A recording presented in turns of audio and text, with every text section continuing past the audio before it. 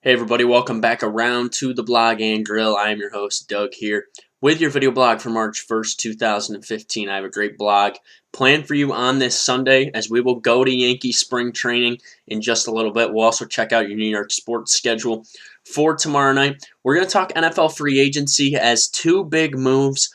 Well, one move is going to be made and another move has been made yesterday. We'll talk about that as another team picks up a quarterback. But the first thing I want to get to is a little March Madness preview. It is March 1st. We are now 2 weeks away from Selection Sunday, and I just want to kind of give you a breakdown on some of the stuff that's going to be going on. All right, so first I just want to give you my number one seeds currently, and this is going to update. This is going to be a fluent situation, but once BYU beat Gonzaga last night, I have a new number one seed in my number ones. Of course, I have Kentucky at the top, Virginia, Duke, and my fourth number one seed right now is Wisconsin. They beat Michigan State today. I think they're one of the few teams that has a good combination of size and speed along with shooters that they could take down Kentucky. We'll talk about that in a minute, though. And I think Gonzaga can get back onto that one line if one of these teams, likely a Virginia or Duke, will lose in the ACC tournament. They could get back onto that one line if they can win the rest of their games and not slip up in the West Coast Conference tournament.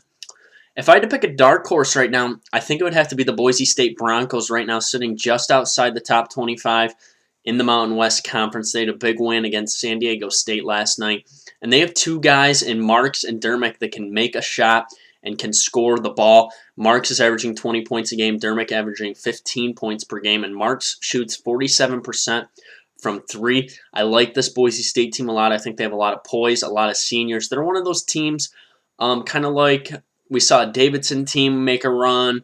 We've seen a Butler team make a run. I think a Boise State team like this could make a run to that second week and really make some noise in the NCAA tournament. Right now, I probably have them sitting somewhere on the 7, 8, or 9 line with my bracket, so we'll just have to see what happens with this. They've also won 12 out of 13, so they're looking strong going down the stretch. If they could somehow win that Mountain West Conference, I could see this team sneaking on to possibly a 6 line in the NCAA tournament.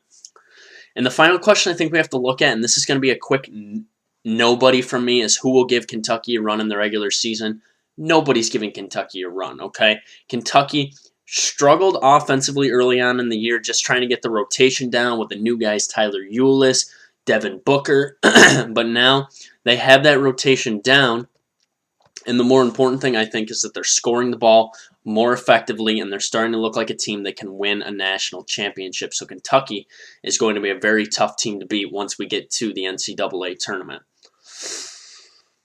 We'll talk more tournament as we move through the month of March, but now I want to talk a little NFL free agency as two big moves were made, or one big move was made, one big move is set to be made tomorrow. The big move that was made over the weekend was the Browns signing former Tampa Bay quarterback Josh McCown to a 3-year deal. Josh McCown, of course, has had the tale of two different years the past 2 years.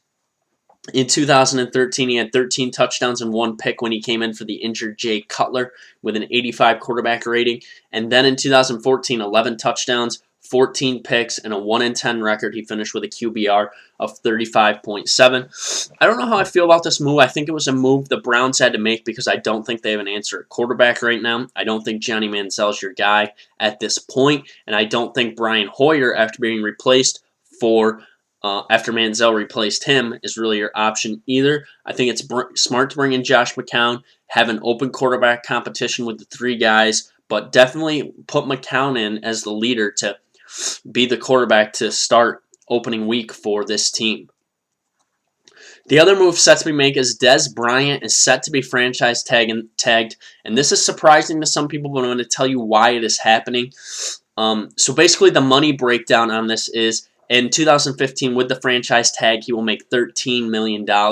If he could have gotten a deal done, just looking at other wide receivers, the Calvin Johnsons, the Andre Johnsons, the Brandon Marshalls, he'd be somewhere in the $20 million range. So he's going to lose about $7 million. And the main reason is we've heard for months about issues about Dez Bryant coming out with maybe some violence, some anger issues, and there are reports out from Ian Rappaport of NFL.com that we have had reports of a possible assault or a possible issue in a Walmart parking lot where his car got into something. There's some issues going on there. There could be some video out of him getting into an altercation with somebody. There's just a lot of stuff on Dez Bryant that I think the Cowboys know that we don't know yet, but that stuff's going to be released, and especially if a video gets out, that could really hurt Dez Bryant. I think he's a very talented wide receiver. I think you pay talented wide receivers and you don't worry about how they are in the locker room because they are not a position of great leadership.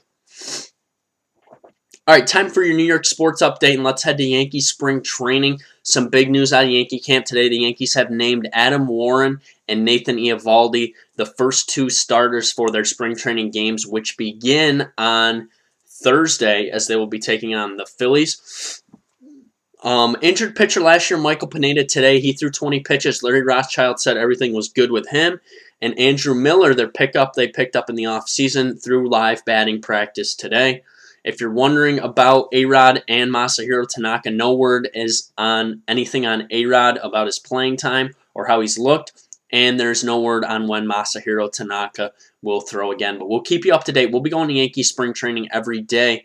We have a blog just to give you an update on what's going on, as this is definitely a home for the New York Yankees.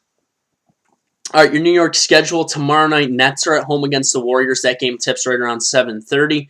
And number 2 Virginia comes up to Syracuse to the Dome to face the Orange tomorrow night. That game will tip around 7 o'clock. It is Rakeem Christmas's senior night, so that'll be fun. All right, I'll be back on Wednesday with another blog for you. We'll talk some NBA. We will also talk more college hoops and likely give you an update from Yankee Spring Training along with NFL free agency.